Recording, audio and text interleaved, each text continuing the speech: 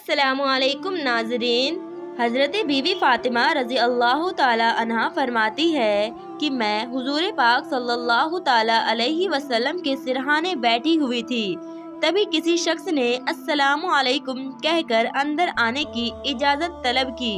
میں نے کہا، اے اللہ کے بندے، اللہ تمہیں جزائے خیر دے، آپ صلی اللہ تعالی علیہ وسلم کو آرام کرنے دو۔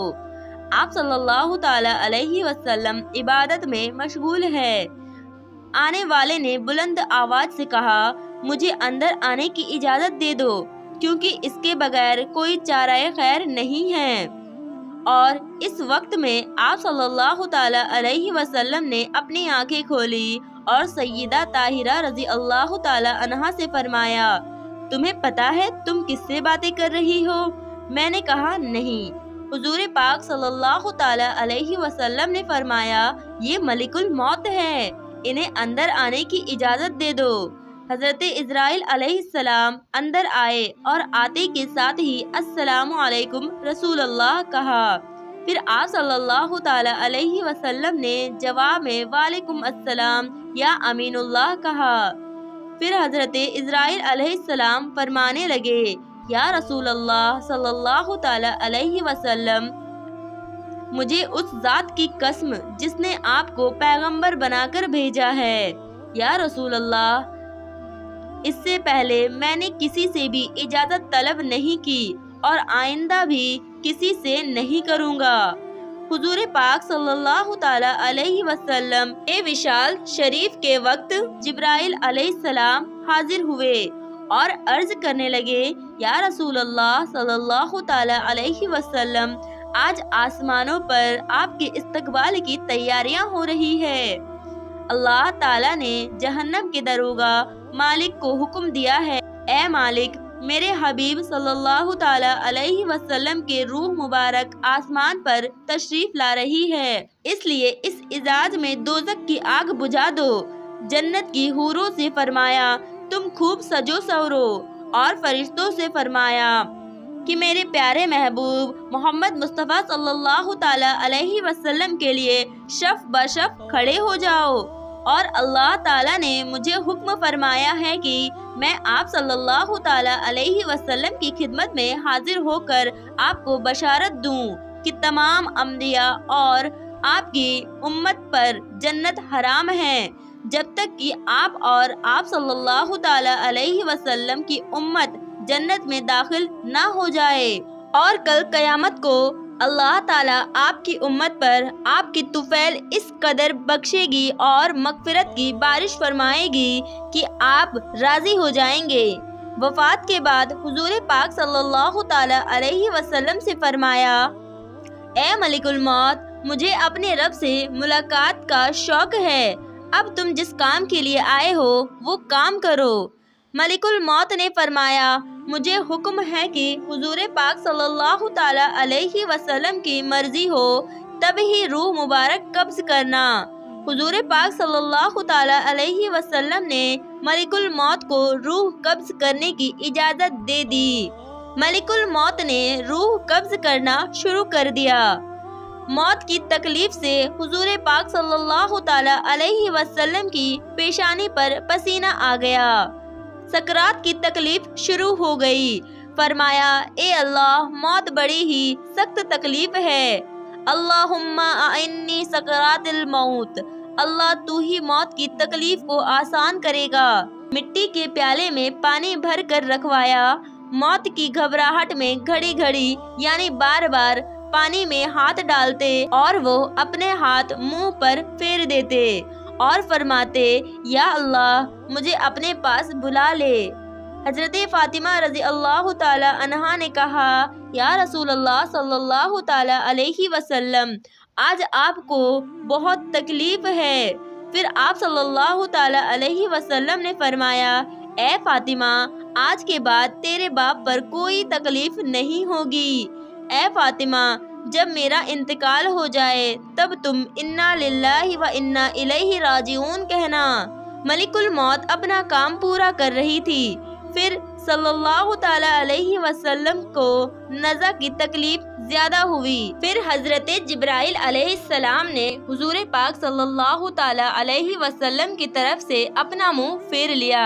हुजूर पाक सल्लल्लाहु ताला अलैहि वसल्लम ने जिब्राइल अलैहिस्सलाम से फरमाया, क्या इस वक्त मेरा मुंह तुम्हें अच्छा मालूम नहीं होता जो तुमने मुंह फेर लिया? तो हजरत जिब्राइल अलैहिस्सलाम ने फरमाया, या रसूल अल्लाह, किस दिल की हालत से देख सकता हूँ आपके नज़ा की तकलीफ। फिर हुजूर पाक सल्लल्लाहु ताला अलैहि वसल्लम ने फरमाया, ए लोगो, देखो नमाज की हिफाजत करना। ये फरमा कर फिर हुजूर पाक सल्लल्लाहु ताला अलैहि वसल्लम ने फरमाया, या अब्बी उम्मती, या अब्बी उम्मती। ये कहते हुए आप सल्लल्लाहु ताला अलैहि वसल्लम की जान सीने तक पहुंच चुकी थी, नीचे के जिस्म की जान निकल चुकी थी, मगर उम्मत गुनहगार का कलमा मुंह पर जारी था। हजरत जिब्राइल अलैहिस्सलाम ने अर्ज किया, या रसूल अल्लाह, आपके दिल में उम्मत की मोहब्बत किसने डाली? तो आपने फरमाया, अल्लाह ताला ने। अल्लाह ताला फरमाते हैं कि आप सल्लल्लाहु ताला अलैहि वसल्लम के उम्मत पर 1000 दर्जे आपसे ज्यादा मेहरबान हैं। नबी सल्लल्लाहु ताला अलैहि वसल्लम अपनी उम्मत को मेरी सूरत मौत की तकलीफ को आसान कीजिए। तो ये सुनकर आप सल्लल्लाहु ताला अलैहि वसल्लम ने फरमाया कि अब मेरा दिल ठंडा हुआ। फिर आप सल्लल्लाहु ताला अलैहि वसल्लम ने फरमाया, ए अल्लाह, अब मुझे बुला ले। फिर बेहोशी तारीक हुई और माथे पर खुशबू का पसीना जारी हुआ। ये उस वक्त का रात है जब प्यारे नबी सल्लल्लाहु ताला अलैहि वसल्लम नज़ा की हालत में हैं और हुजरे मुबारक में दुनिया की किल्लत और चिराग में तेल नहीं है। हजरत आयशा सिद्दीकी रजी अल्लाह ताला अन्हा ने उठकर हमसाया की औरतों के पास चिराग भेजकर कहा कि अल्लाह के वास्ते 2 बूंद तेल की हमारे चिराग में डाल दो। हमारे प्यारे नबी रसूलुल्लाह सल्लल्लाहु अलैहि वसल्लम अंधेरे में वफात पा रहे हैं। हाथ आप सल्लल्लाहु ताला अलैहि वसल्लम का आसमान की तरफ था, ज़बान पर कलमा जारी था और आप सल्लल्लाहु ताला अलैहि वसल्लम की गर्दन एक तरफ हो गई थी। चारों तरफ रोशनी ही रोशनी फैल गई और रूह मुबारक आसमान की तरफ परवास कर गई और एक बेहतरीन खुशबू गुजरे मुबारक में पैदा हुई। तबीयत ने जान लिया कि हुजूर पाक सल्लल्लाहु ताला अलैहि वसल्लम के बुर्रा और वापस ना आएंगे। हजरत अली रजी अल्लाह ताला अन्हु ने फरमाया कि मैंने मलिकुल मौत की आवाज़ सुनी। रूह मुबारक कब्ज करके चले थे, रोते जाते और वह मोहम्मद कैसे जाते। बीवी फातिमा रजी अल्लाह ताला अन्हा ने देखा कि रूह मुबारक परवाज कर गई है। हुजूर पाक सल्लल्लाहु ताला अलैहि वसल्लम के पास आकर चेहरा मुबारक को देखा। आप सल्लल्लाहु ताला अलैहि वसल्लम आराम फरमा रहे थे, माथे पर पसीना था और हजरत फातिमा रजी अल्लाह ताला अन्हा ने पुकारा, ए प्यारे नबी सल्लल्लाहु ताला अलैहि वसल्लम, रब का बुलावा मंजूर कर लिया है। नबी सल्लल्लाहु ताला अलैहि वसल्लम हमको छोड़कर अपने रब के पास चले गए। अभी आप सल्लल्लाहु ताला अलैहि वसल्लम अगर जिब्राइल अमीन आपकी तलाश करते हुए आएंगे तो हम कहेंगे कि तुम किसकी तलाश करते हो? जिन्हें तुम देखते हो वो उस जहां से तशरीफ ले गए हैं। ए नबी सल्लल्लाहु ताला अलैहि वसल्लम, जन्नतुल फिरदौस में अपना ठिकाना कर दिया। जब घर में से रोने की आवाज बाहर आई और सहाबा कराम रिजवानुल्लाह ताला अजमाइन ने सुनी तो घबरा कर बेताब होकर दहलीज मुबारक पर सर मारने लगे। हुजूर पाक सल्लल्लाहु ताला अलैहि वसल्लम की वफात का खबर सुनकर सहाबा कराम की अकलें जाती रही। हजरत अब्दुल्ला बिन अनीश रजी अल्लाह ताला अन्हा सदमे में इंतकाल कर गए। हजरत उमर रजी अल्लाह ताला अन्हु दीवाने हो गए। दीवानों की तरह गुजरन मुबारक में आए और अर्ज किया कि मुझे जरा हुजूर पाक सल्लल्लाहु ताला अलैहि वसल्लम से मिला दो। हजरत उमर रजी अल्लाह ताला अन्हु को حجرے میں بلایا اور انہوں نے دیکھا کہ آپ صلی اللہ تعالی علیہ وسلم لیٹے ہوئے ہیں، تو انہوں نے حضرت محمد مصطفیٰ صلی اللہ تعالی علیہ وسلم کے چہرے مبارک سے چادر ہٹا کر دیکھا اور کہا، آج ایسی گسی بے ہوشی ہوئی ہے کہ آپ ہوشیار نہیں ہوتے۔ حضرت عمر رضی اللہ تعالی عنہ نے اپنی آنکھوں سے دیکھ لیا، مگر ان کے دل کو یہ یقین نہیں ہوا کہ آپ صلی اللہ تعالی علیہ وسلم وفات پا گئے۔ جب آپ صلی اللہ تعالی علیہ وسلم کا وصال ہوا تو آپ صلی اللہ تعالی علیہ وسلم کے غسل کے مطابق سوال پیدا ہوا کہ آپ صلی اللہ تعالی علیہ وسلم کو عام آدمی کی طرح بدہنہ غسل دیا جائے یا کپڑوں میں؟ تمام لوگوں میں خوف کا غلبہ ہو گیا۔ اسی وقت ان کے کانوں میں ایک آواز آئی، رسول خدا علیہ السلام کو ان کے پیرن میں ہی غسل دو۔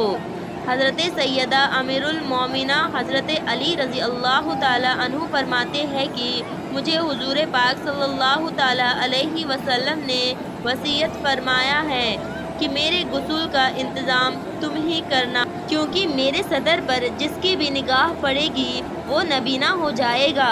حضرت علی رضی اللہ تعالی عنہ نے آپ صلی اللہ تعالی علیہ وسلم کو غسل دیتے ہوئے آپ کے بدن مبارک پر کسی قسم کا کوئی میل نہ دیکھا، تو اسی وقت حضرت علی رضی اللہ تعالی عنہ کی زبان پر آیا، یا آپ کتنے پاکیزہ ہیں۔ حضور پاک صلی اللہ تعالی علیہ وسلم کے تدفین کے دن اس قدر خاموشی چھا گئی کہ بس صحابہ کو دیکھنے نہ پائے، اگر وہ اپنی ہتھیلی کو کھول دے تو کچھ نظر نہیں آتا۔